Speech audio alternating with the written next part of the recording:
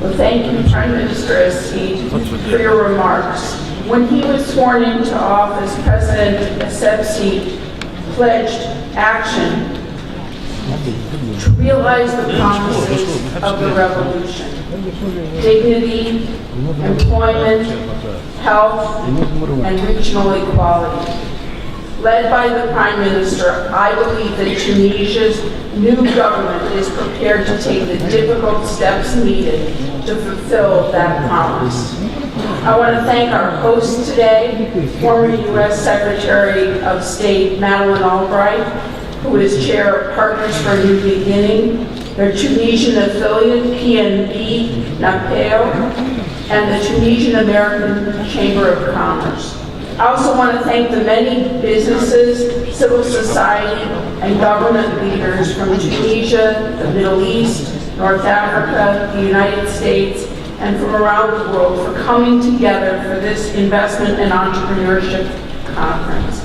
Tunisia is the ideal host for this conference, which aims to explore the economic potential of North Africa. 4 years ago, a new era began with the protests here in Tunisia, launching a revolution and capturing the attention of the world. In America, we all know the story of Mohamed Bouazizi, a young Tunisian vendor who was frustrated by a lack of opportunity for business owners, workers, and entrepreneurs, held back by a tradition of rampant corruption, and treated with contempt by political leaders more interested in enriching themselves than in serving their people. His single act of desperation became the first chapter in a story of self-determination. Thousands of people took to the streets, fed up with the tyranny of a government that denied its own citizens basic dignity, respect, and economic opportunity. This reminds me of the humble beginnings of the United States, when a small band of patriots inspired a people to take hold of their own destiny and to rise up against the forces of tyranny. Our founders signed their names to the Declaration of Independence that asserted certain unalienable rights to life, liberty, and the pursuit of happiness.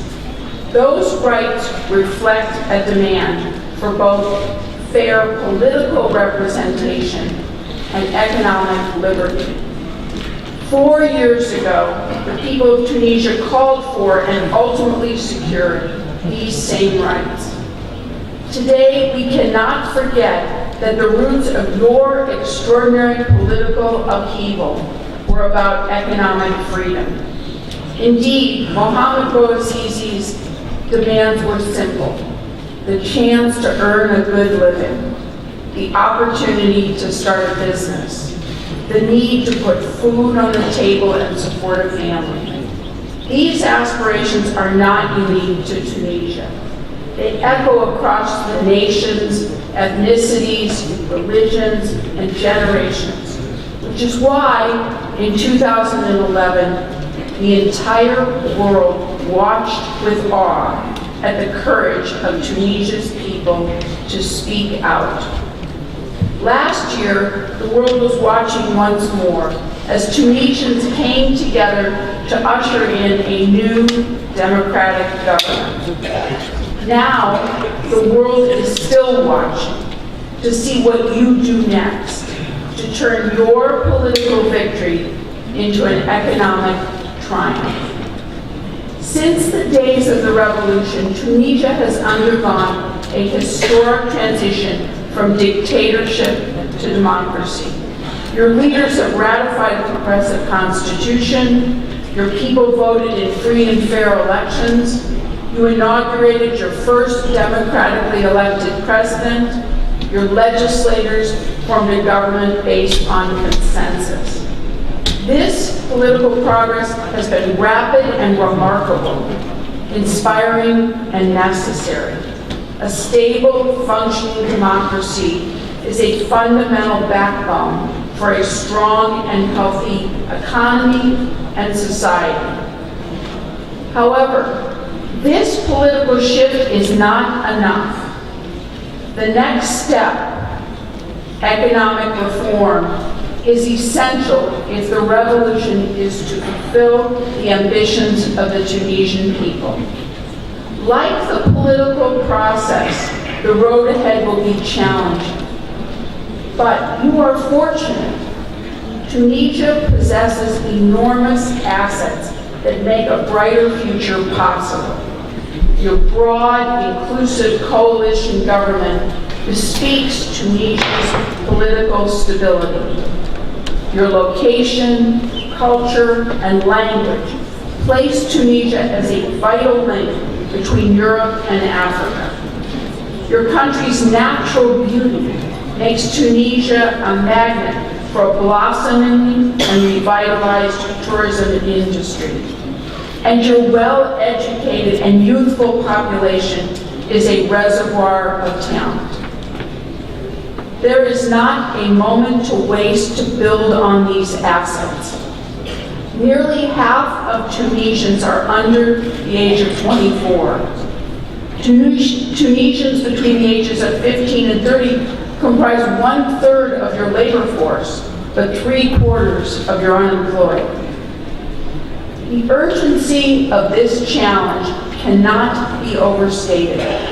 We know from experience that economic stagnation and hopelessness can sow the seeds of radicalization, and that economic prosperity can form the roots of modernization and progress.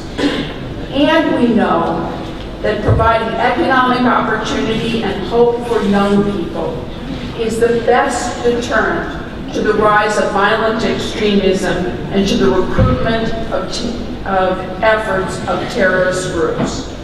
The time is now to ensure all Tunisians, young and old, get a fair shot at economic success. Your leaders recognize that tapping into Tunisia's potential requires tough decisions and complicated reforms. Over the past 4 years, Tunisia's governments have taken steps to enhance the flow of capital to small and medium-sized enterprises, to advance the legal rights of borrowers and lenders, and to improve protections for investors. But as someone who spent 27 years in the private sector, I know that additional reforms are critical to encourage investment and to create an environment for widespread job creation. Let me highlight 4 issues for your consideration. First, Tunisia's investment code is a Byzantine maze, a legacy of an earlier era and a closed regime. Streamlining, simplifying, and clarifying the investment code will incentivize business formation, facilitate more private sector growth and competition, and send a signal to local and global investors that Tunisia is open for business. Second, Tunisia's banking system is burdened by too many non-performing loans, another legacy of pre-revolution cronyism. Comprehensive, forward-looking bank reform is essential to support the creation of new, viable businesses. A successful effort to restructure the banking sector will not only recapitalize publicly owned banks, but reward new equity and market-oriented lending going forward. Enacting this measure must include a bankruptcy law that protects risk takers and permits failure. These are cornerstones of any successful entrepreneurial ecosystem. Third, Tunisia's current tax and customs system is unpredictable, inefficient, and far too discretionary. This country needs a transparent, reliable, and modern tax and customs structure with equitable tax brackets that incorporate the informal economy into the broader market, with risk-based auditing independent of politics or connections, with efficient customs procedures which boost trade and exports, and with policies that prevent discretionary application of rules. Finally, Tunisia would benefit from a strong public-private partnership law. It increases transparency and predictability for domestic and foreign firms who want to invest in your future. Reduces red tape for international investors and attracts private capital for needed infrastructure projects. These would be significant steps forward in helping Tunisia's economy catch up with your politics. And you will not be alone in this effort. As the President said, the United States has been by your side for years and will be by your side going forward. It is in our strategic interest to see Tunisia's pluralistic, democratic approach to government succeed, and to see Tunisia's political progress supported by economic success. That is why in the past, the United States has supported Tunisia with loan guarantees of $1 billion and a cash transfer of $100 million, with the launch of the Tunisian American Enterprise Fund, with USAID efforts in partnership with the UN and private countries to aid small businesses, and with government-wide initiatives to train local chambers of commerce to enhance fiscal transparency and to reform the customs process. As Tunisia's leaders continue to seek the path to more job creation and economic growth, I am proud today to announce a series of additional Obama administration programs aimed at deepening the partnership between our nations. My agency, the Department of Commerce, is launching a public-private partnership called the Regional Investments to Support Entrepreneurship, RISE. This new platform is a partnership between the Department of Commerce and Microsoft, Hewlett-Packard, Cisco, Pfizer, Medtronic, and our conference host, Partners for a New Beginning, to promote trade and investment between our countries, increase market access, and improve commercial rule of law. Our department will post a new employee here in Tunisia to coordinate with our private sector partners, who will take the lead in increasing training, mentoring, and access to finance for entrepreneurs, support the development of incubators and accelerators for Tunisian entrepreneurs, and encourage economic reforms that improve the commercial environment. In addition, 1776, a globally focused incubator based in Washington, D.C., has agreed to offer guidance to your incubators located here in Tunisia. Plus, they will host Tunisian entrepreneurs in the United States and U.S. entrepreneurs here in Tunisia. The Tunisian American Young Professionals, a group of successful American business leaders, will also offer mentorship for the benefit of newly minted CEOs in this country and provide possible access to finance for new ventures here in Tunisia. Between the Department of Commerce's efforts to improve market access and the private sector's efforts to directly support entrepreneurs, we hope to expand RISE to other points around the world, but we're starting here in Tunisia. Beyond RISE, I want to outline a number of other new initiatives from across the U.S. government. The Commerce Department's Commercial Law Development Program will host a series of events to expand training and technical assistance for Tunisian businesses. For instance, as part of this effort, we'll host a delegation of Tunisian bankers at a training program on franchise finance. We will bring international franchising experts to 3 cities in Tunisia outside of the capital. We'll offer technical aid to Tunisian procurement officials, better equipping them to oversee public expenditures and reverse the misuse of public funds. The State Department is unveiling a pitch competition called Detroit Soup, held alongside this conference. The name came from gatherings held in Detroit, Michigan, where social investors came together for a meal, contributed into an investment pool, heard pitches from local entrepreneurs, and awarded the best business plan with some seed capital. At the kickoff here in Tunis this week, 4 Tunisian groups will make their pitch. The winning organization will receive an infusion of capital, funds from an investment pool contributed by the participants. And we will work to replicate these events throughout the year to boost startup capital for Tunisian entrepreneurs.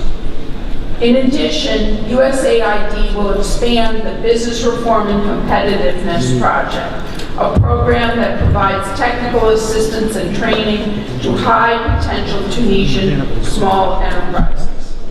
This initiative also operates career centers where workers are matched with the needs of local businesses.